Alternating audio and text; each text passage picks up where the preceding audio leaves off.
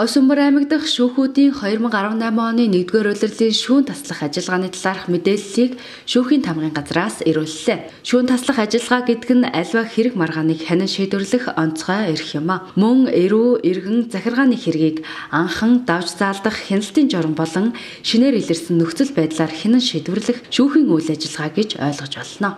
За, нийт госүмбөрчүүдийн энэ өдрийн мэнд хүргэе. Өнөөдөр шүүхийн тамгын газраас шүүн таслах ажиллагааны 2018 оны эхний хагас жилийн тойм мэдээ хүргэх гэж байна.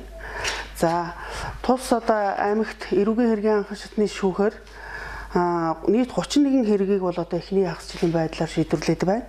За, үүнээс хүний эрүүл мэндэд хохирол санаатай учруулсан нэг хэрэг байна. За, хүний эрүүл мэндэд хөнгөн хохирол учруулсан 17 хэрэг байна. За, мөн хүчин гэмт хэрэг бол 1, бусдын эд хөрөнгөх хулгайлах гэмт хэрэг бол 2. За, автоэврийн хэрэгслийн ашиглалтын журам зөрчсөн гэмт хэрэг бол 3 байна. Мөн гэр бүлийн хүчирхийлэл үйлдсэн 1 хэрэг, бусад 6 хэрэг гээд нийт 31 хэргийг бол шийдвэрлсэн. За, 31 хэргийн 37 хүнд бол ял шийтгэл оногдуулсан байж байгаа. За, үүнээс 20 хялаар 10 хүнийг нийтэд тусдаа хөдөлмөр хийлгэх ялаар 10, торгох ялаар 17 хүнийг бол тус шийтгэсэн байна. За, гэмт хэрэг үйлдсэн хүмүүсийн нас боловсролын асуудлыг бас судалж үзлээ. За, үүнээс нийт гэмт хэрэг үйлдэж байгаа этгээдүүдийн 7 нь бол 18-аас 25 насны этгээд байна. За, 26-аас 30 насны 7 этгээд байна. За, 31-аас 35 насны 5, 36-аас дээш насны 18 иргэн бол гэмт хэргийг үйлдсэн байна.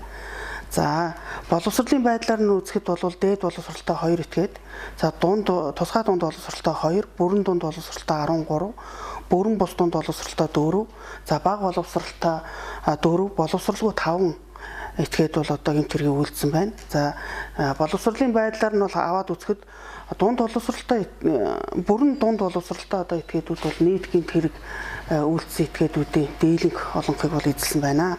За, ял шийтгүүлсэн 37 хүний 15 нь гэмт хэрэг үйлдэхдээ согтуурал хундааны зүйлийг бол хэрэгэлсэн байгаа нь бас энэ дээр манай аймгийн хэмжээнд анхаарах асуудал болж байгаа юм байна гэсэн нэг ийм дүн мэдээг танилцуулж байна.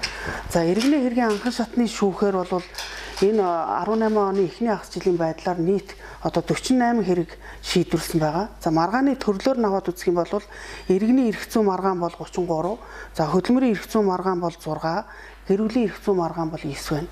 Иргэний хэргийн анхан шатны шүүхээр шийдвэрлэж байгаа нийт хэргийг бол иргэний эрх зүйн маргааны төрлөөр нь бол хувааж үзээд мэдээлэл өгье. За, ажиллаж байсан байдлаа тогтоолгосон 7 байгаа. 7 иргэний асуудал. За, банкны зээлтэй холбоотой 13 маргаан. За, худалдаа авах гэрээтэй холбоотой 6, иргэний бусад маргаантай холбоотой бол 3 хэрэг. За, гим хорийн хохирлыг бол 1 хэрэг эзэлсэн. За, хариуцагчийг ерөн сурвалжлуулах хүсэлтийг бол 1 хүсэлт бол шийдвэрлсэн. За, хамтын амьдралтай байснаа тогтоолгосон 1 асуудал. За, иргэний бусад маргаан 1 байна. За, хөдөлмөрийн эрх зүйн маргаанаар бол ажилд эргүүлэн тогтоолгосон 3. Цалин хөлсний маргаантай асуудал бол 3-ыг шийдсэн байна. За, гэр бүлийн эрх зүйн маргаан бол 9-ыг шийдсэн. Үүнээс 5 гэрэлт бол цуслагдсан. За, хүүхдийн тэтгэлэг тогтоолох асуудал 3 шийдвэрлэгдсэн. Хүүхдийн эцэг тогтоолох асуудал бол 1 шийдвэрлэгдсэн байна. За, тус аймагт бас шүүн таслах ажиллагаа эрхэлдэг захиргааны хэргийн анхан шатны шүүх бол 2018 оны эхний хагас жилийн байдлаар нийт 6 хэрэг маргааныг шийдвэрлсэн. За, үүнээс маргааны төрлөөр нь бол авч үзэх юм бол ажлаас үндэслгүй халагдсанаа тогтоолох тухай маргаан бол 2 байна. За, жагсаал цуглаан хийх журмын тухай хуультай холбоотой маргаан 2. За, улсын байцаагчийн акт хүчингүй болгох тухай асуудал бол 1 шийдвэрлэгдсэн. За, газрын маргаан 1 шийдвэрлэгдсэн. Тус аймагт шүүн таслага эрхэлж байгаа 3 шүүхийнхаа анхан шатны 3 шүүхийнхаа шүүн таслах ажиллагааны тойм мэдээг бол хургууллаа. За, энэ мэдээллээс үзэхэд бол иргэд маань юу анхаарах ёстой вэ гэхээр, за, эрүүгийн хэргийг бол зонхлон хүний эрүүл мэндэд хөнгөн гэмтэл учруулсан ийм хэрэг бол зонхилж байгаа. За, энэ хэрэг зонхилж байгаа хэрэг маань өөрөө юунаас үүдэлтэй байна вэ гэхээр зэрэг арх согтуурал гундааны зүйл хэрэгэлсэн үедээ иргэний эрүүл мэндэд хохирол учруулсан юм асуудал байгаа. Тэгэхээр архитын согтуурхтай тэмцэх тухай хуулийг орон нутагт сурталчлах ажил. За, иргэд өөрсдөө бас ухамсарлах зөв хэрэглэх энэ асуудал дээр бол одоо анхаарах ийм шаардлага байна гэж ингэж одоо хэлэх байна. За иргэний одоо хэргийн анхан шатны шүүхээр шийдвэрлэгдэж байгаа маргаануудын тухай ингээ яриад аваад үзэхэд бол за ажилласан байдлаа тогтоолох тухай болвол одоо дийлэнх нь байна. Мөн худалдаа авах гэрээний асуудлууд бол одоо шүүхээр шийдвэрлэгдэж байна.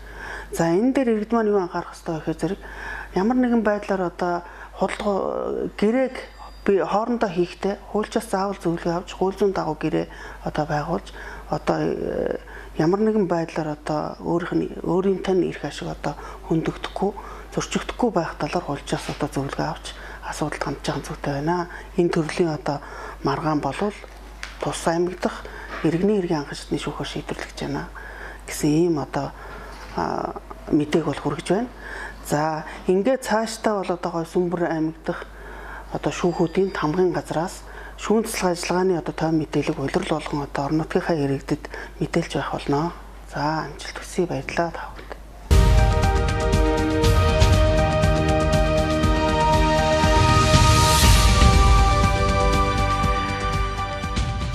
Гойсүнбэр аймгийн Татварын хэлтсээс төрийн бус байгууллагуудтай уулзалт хийж хамтран ажиллах санамж бичгийг байгууллаа. Энэхүү уулзалт нь авилгын эсрэг үйл ажиллагаанд олон нийтийг идэвхтэй оролцуулах, авилга ашиг сонирхлын зөрчил, тэдгээрийн хэлбэр хор хөнөөлийг тайлбарлан таниулах, түүнээс урьдчилан сэргийлэх, шударга ёс суртахууны эерэг хандлагыг албан хаагчдад төлөвшүүлэх, тус хэлтсийн үйл ажиллагааны ил тод нээлттэй байдлыг хангахад чиглэсэн хамтын үйл ажиллагаа явуулах зорилготой юм а.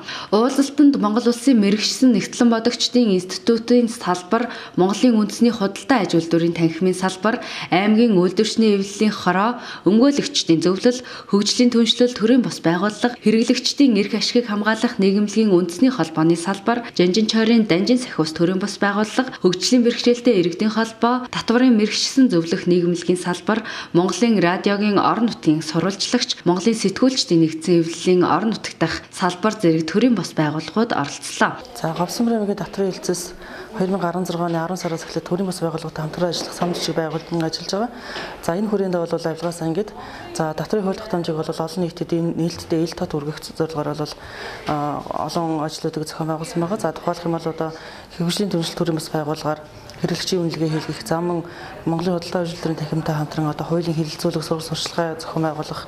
За Жанжин чойрын Данжин сахиус төрийн бас байгууллагатай хамтраад одоо төрийн болон төрийн бус аж ахуйн нэгжүүдэд бол анхаа тэмцээн татварын хууль тогтоомжийг одоо агуулсан одоо анхаа тэмцээн зохион байгуулах гэх мэтчлэн одоо олон ажлуудыг бол зохион байгуулсан байгаа. За тэгээд энэ хүрээндээ бол өнөөдөр 2016 онд байгуулсан санамж бичгийн хэрэгжилтийг дүгнээд 2018 онд шинжилэн байгуулах санамж бичгээ бол байгуулахаар бол өнөөдрийн хуралдааныг бол зохион байгуулж байна.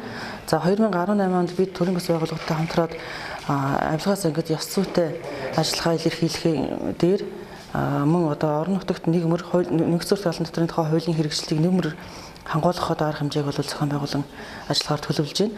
За тухайлх нь бол одоо хэрэглэгчийн эрх ашигыг хамгаалах нийгэмлэгтэй хамтраад орон нутгийн хэмжээнд үйл ажиллагаа явуулж байгаа аж ахуйн нэгжүүдийн татварлагч иргэдийн одоо үйл ажиллагаанд нэгдүгээр талын дотор урамшуулсан систем мөн захин төлбөрийн баримтын системд холбоолох иргэдэд одоо төлбөрийн баримт тухай бүр олгож ажиллах тал дээр бол нэлээд олон үйл ажиллагаа бол зохион байгуулахаар бол төлөвлөд байгаа. Уулзалтаар татварын хэлтсийн 2017 онд төрийн бус байгууллагуудтай хамтран ажилласан байдал, үр дүн 2018 оны хамтран ажиллах ажиллагааг хэлэлцэн ярилцаж, 2017 онд үр дүнтэй хамтран ажилласан төрийн бус байгууллагуудад талархал гардуулж, төрийн бус байгууллагуудаас гаргасан санал санаачлалын хүрээнд 2018 онд хамтран ажиллах үйл ажиллагааны төлөвлөгөөг батлан төрийн бус байгууллагуудтай хамтран ажиллах санамж бичгээ байгуулан үзгэлсэн юм а. Төрийн бус байгууллагууд уулзалтыг дүгнэн хэлэхдээ татварын хэлтс жил бүр төрийн бус байгууллагуудтай хамтран ажиллаж, уулзалт зөвлөгөөнийг тогтмолжуулж, олон шин санал санаачлаг гарган үр дүнтэй ажиллаж байгааг онцлон баяр хүргэе гэсэн юм а. Төрийн бус байгууллагын хамтын ажиллагаа улам өргөжж байгааг тэмдэглэн 2018 онд мөн үр дүнтэй хамтран ажиллахаар татварын хэлтсээс төлөвлөжээ.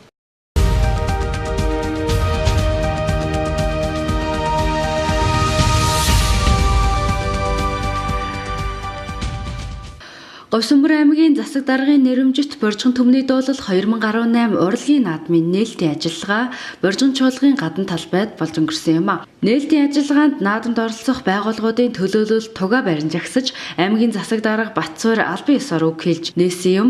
Шүүгчдийг төлөөлөн наадмын ерөнхий шүүгч Монгол улсын ардын жүжигчин Ухнаа тэмцээнд оролцоход анхаарах зарим асуудлуудын талаар тайлбарлаж оролцогчдод амжилт хүссэн билээ. Энэ наадмыг бол одоо бид нэр нэлээд ач холбогдол зохион байгуулж байгаа.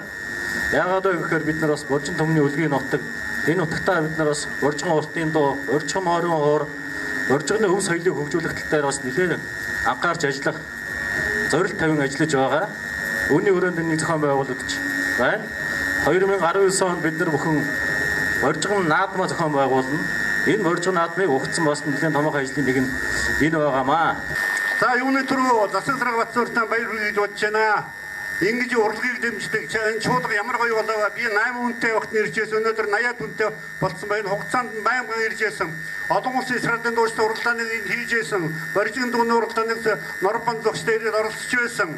Танай 60 70 жилийн баярын концерт наадмын үеэнд хийжээс энэ үеийн их ойр байдаг ба. Тэгээ энэ дэр чуулга маань өөр болж сайхан залуудар нартай болж энэ бидний шавнаар байна л да. Тус наадмын шүүгчээр Монгол улсын ардын жүжигчин Ухнаа, соёл урлагийн их сургуулийн хүндэт доктор, Монгол улсын гавьяач жүжигчин Эчин Хорлоо, Боржгон чуулгын дуучин Монгол улсын соёлын тэргүүний ажилтан Баттулд нар ажилласан юм. Энэ удаагийн наадамд 70 гаруй байгууллагын 500 гаруй ажилтан албан хаагчид 15 багт хуваагдан 5 өдрийн турш өрсөлдсөн бөгөөд нийлбэр оноогоор Говьсөнбөр аймгийн Шивэ говь сумын ардын авьяаснууд тэргүүн байранд орсон юм а.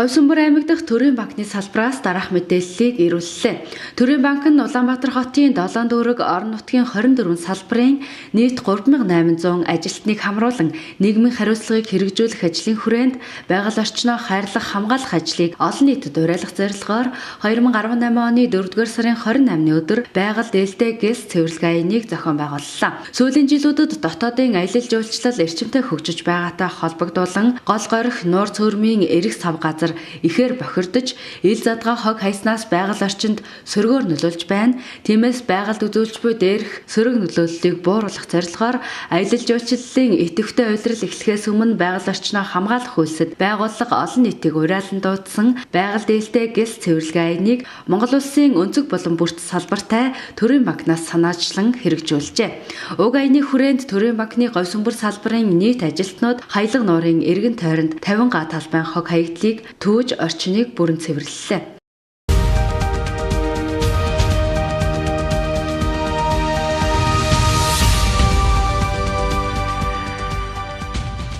Ерөнхий боловсролын чиг хандлага уулзалт хэлэлцүүлгийг 2018 оны 4-р сарын 25-ны өдөр зохион байгууллаа. Ерөнхий боловсролын сургуулийн багш нарын тухайн жилдээ хэрэгжүүлсэн шинэлэг онцлог үйл ажиллагааг танилцуулах, сайн туршлагаасаа хуваалцах зорилгоор тус уулзалт хэлэлцүүлгийг зохион байгуулжээ. Хэлэлцүүлэгт аймгийн засаг даргын орлогч Бэлэг Гүмбэрл, аймгийн засаг даргын тамгын газрын нийгмийн бодлогын хэлтсийн дарга Уран Цэцэг, ерөнхий боловсролын сургуулийн удирдах ажилтан Зөвлөх багш, судлагтхууны багийн багш ахлагч нар оролцсон юм а. Тус хэлэлцүүлгээр боловсролын чиглэлээр орон нутагт баримтлан хэрэгжүүлж буй бодлого чиглэл, ерөнхий боловсролын сургалтын хөтөлбөрийн хэрэгжилт, эсэлтийн ерөнхий шалгалтанд бэлтгэж буй үйл ажиллагааны мэдээлэл, математикийн гүнзгийрүүлсэн сургалтын үйл ажиллагааны туршлага, насан туршийн боловсролын сургалтын үйл явцын талаар хэлэлцэж, хэлэлцүүлгээс дэвшүүлсэн санал тулгамдж буй асуудлуудыг тусган төлөвлөгөө боловсруулж хамтран хэрэгжүүлэхээр болсон юм а.